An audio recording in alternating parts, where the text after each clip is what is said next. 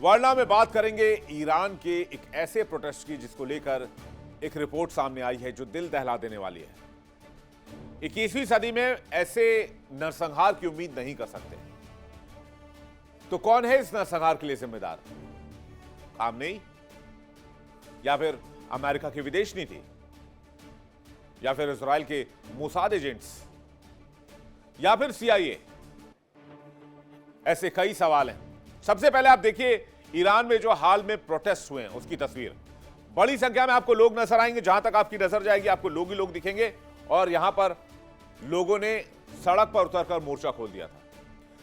Protest शुरू होने, जब दिसंबर में प्रोटेस्ट शुरू हुआ, तब प्रोटेस्ट शुरू होने के कुछ दिन बाद तक ये तस्वीरें ऐसी आती रही, लेकिन एक हफ्ते के बाद अचानक तस्वीरें आनी बंद हो गई। तो पिछले 1.5 महीने में ईरान में क्या हुआ, इसको लेकर कई सारी बातें, कई सारे सवाल हैं। मैं आपको बताऊं, पिछले 1.5 महीनों को लेकर एक रिपोर्ट आई है। एक ईरानी जर्मन पत्रकार ने एक रिपोर्ट पब्लिश की है। तो क्या खामनेई ने अपनी कुर्सी बचाने के लिए हजारों लोगों को मौत के घाट उतार दिया? जवाब देंगे, आपको डिटेल से बताएंगे रिपोर्ट में क्या है। पहले तस्वीर देखिए।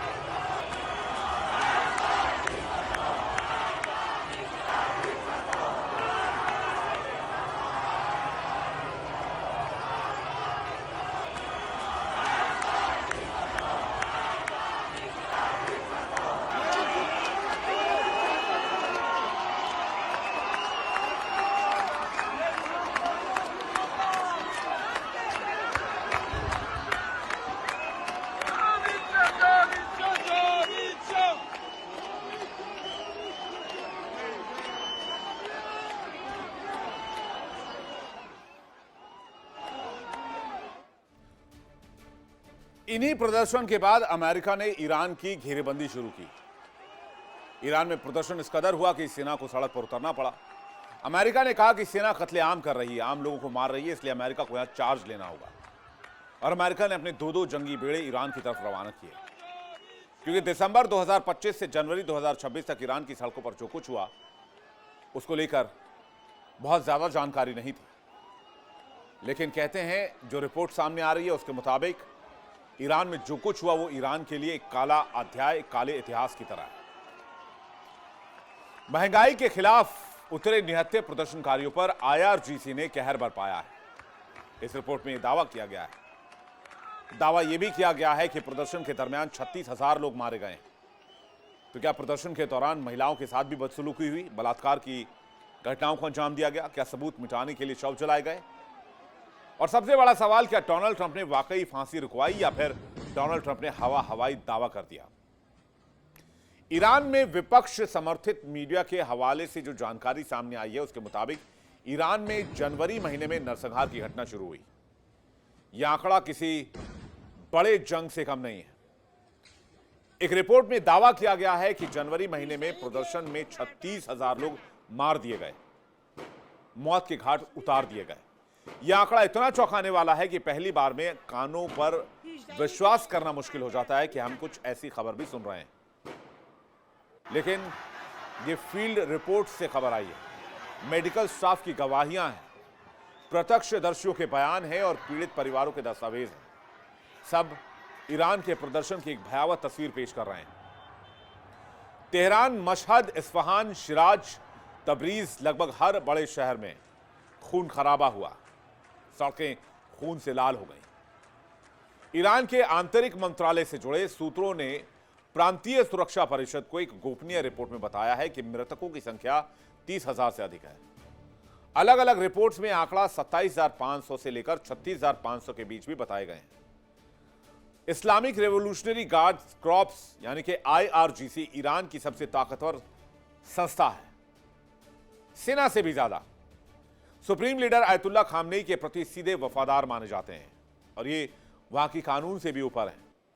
और कहते हैं जनवरी 2026 में इसी आईआरजीसी का इस्तेमाल खामनेई ने ईरान के लोगों पर किया। रिपोर्ट की माने तो आईआरजीसी की अर्धसैनिक शाखा बसीज मिलिशिया को सड़कों पर उतारा गया। ये वही लोग हैं जो 2009, 2019 और 2022 के विरोध प्रदर्शन को भी कुचल चुके हैं, लेकिन इस बार पैमाना अलग था। सबसे चौंकाने वाला दावा तो यह है कि ईरान ने इराक और सीरिया के शिया मिलिशिया लड़ाकों को भी बुलाया। लगभग 5000 विदेशी लड़ाकों को तेहरान और अन्य शहरों में तैनात किया गया। तो सवाल यह कि आखिरकार ऐसा क्यों किया गया? जवाब यह है कि ईरानी सुरक्षा बलों के कुछ सदस्य अपने ही लोगों पर गोली चलाने में हिचक रहे थे। विदेशी लड़ाकों के लिए यह एक ऑपरेशन था, यहां कोई भावनात्मक बंधन नहीं था और न ही कोई उनके लिए हिचकिचाहट थी। अंधाधुंध गोलीबारी, भीड़ पर सीधे गोलियां बरसाई गई, छतों से स्नाइपर्स ने प्रदर्शनकारियों को निशाना बनाया।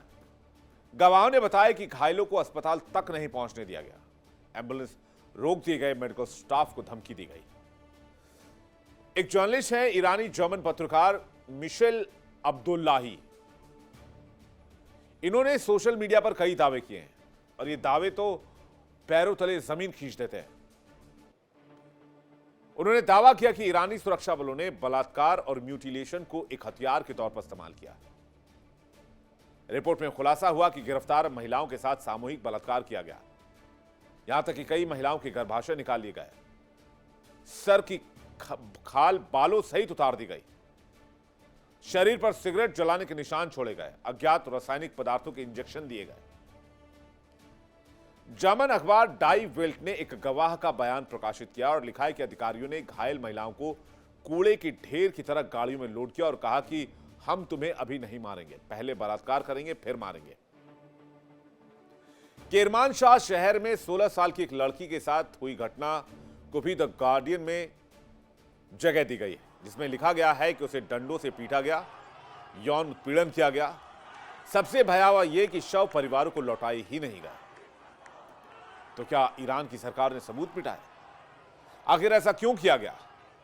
क्योंकि शासन ने सबूत मिटाने के लिए उन्हें जला दिए, यह भी दावा किया गया। जो शव लौटाए भी गए उन्हें प्लास्टिक की थैलियों में सील करके दिया गया, जिसे खोलने की इजाजत नहीं थी।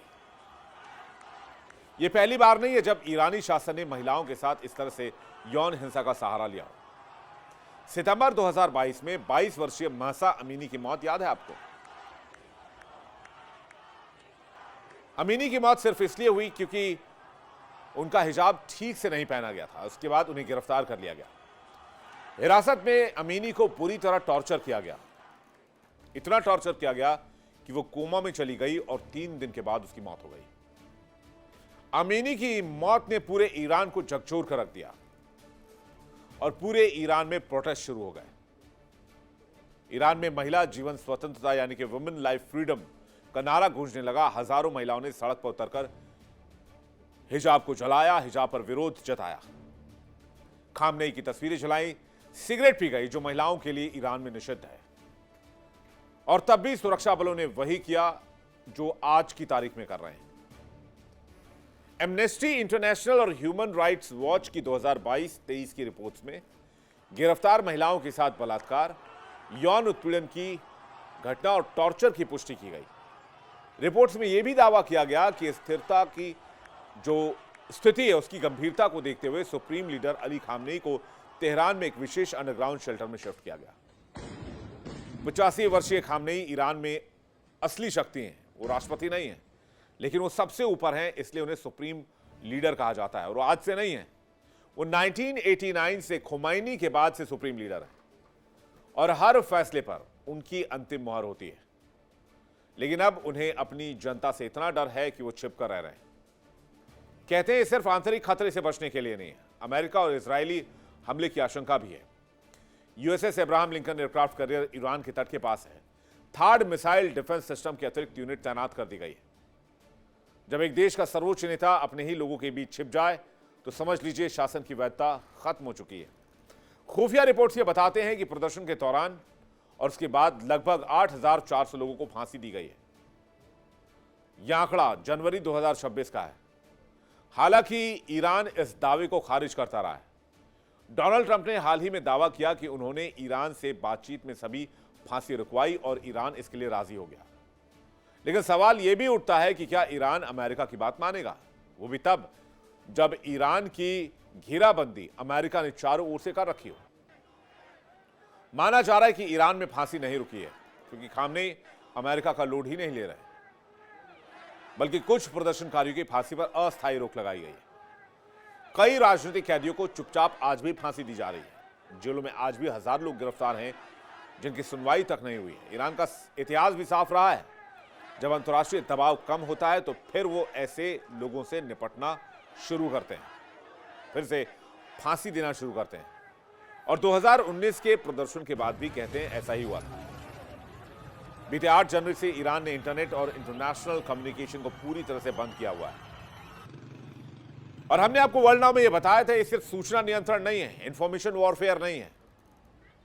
माना यह जा रहा है कि खामनेई इस प्रदर्शन को दबाने के लिए जो कुछ करना चाहते थे उसे छिपाने का, दबाने का एक तरीका है।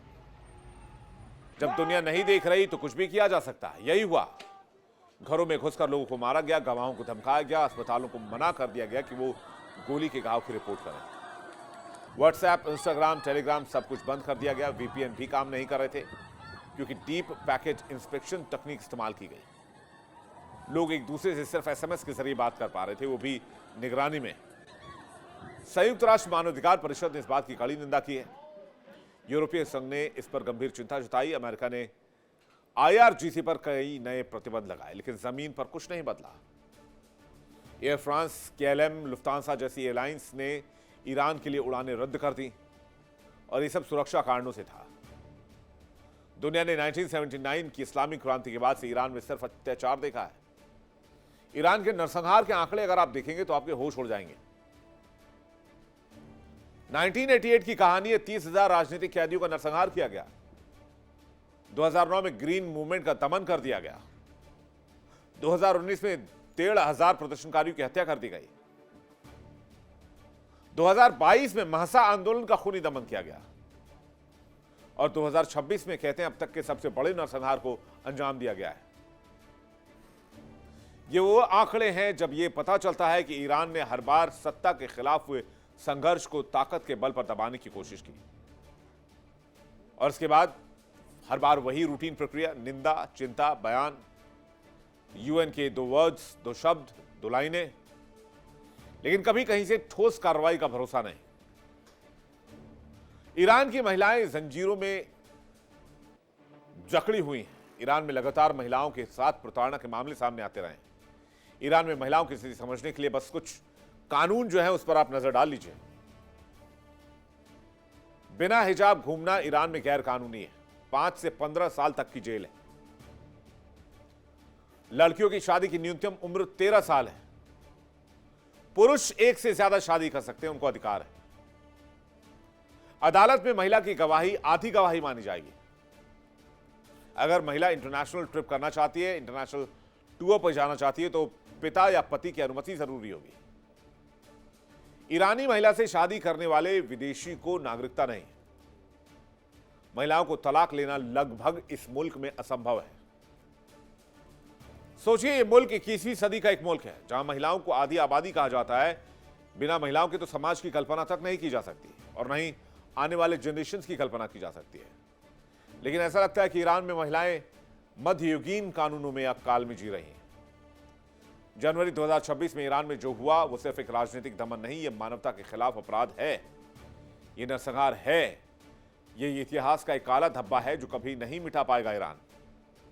और अगर 36,000 मौतें हुई हैं तो ये संख्या नहीं है, इसमें हर एक व्यक्ति के पीछे की एक अपनी कहानी है। हर एक मारे गए इंसान के पीछे एक परिवार है, एक टूटा हुआ सपना है। हर बलात्कार के पीछे एक गंदी सोच है।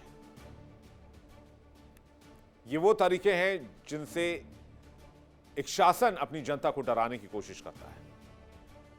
अब डोनाल्ड ट्रंप कह रहे हैं कि उन्होंने फांसी रुकवाई, जो कि एक राजनीतिक कर्तव्य से ज्यादा कुछ नहीं। अगर इस रिपोर्ट में सच्चाई है तो डोनाल्ड ट्रंप पूरी तरीके से फेल रहे हैं। ईरान की जनता सिर्फ महंगाई के खिलाफ नहीं लड़ रही थी, बल्कि वो अपने अस्तित्व के लिए, अपनी गरिमा के लिए, अपनी आजादी के लिए लड़ रहे थे। और इस दरमियान दुनिया सिर्फ देखती रह गई और ईरान में हजारों लोग मारे गए, जैसे कि रिपोर्ट में दावा किया गया है। चलिए आगे बढ़ते हैं।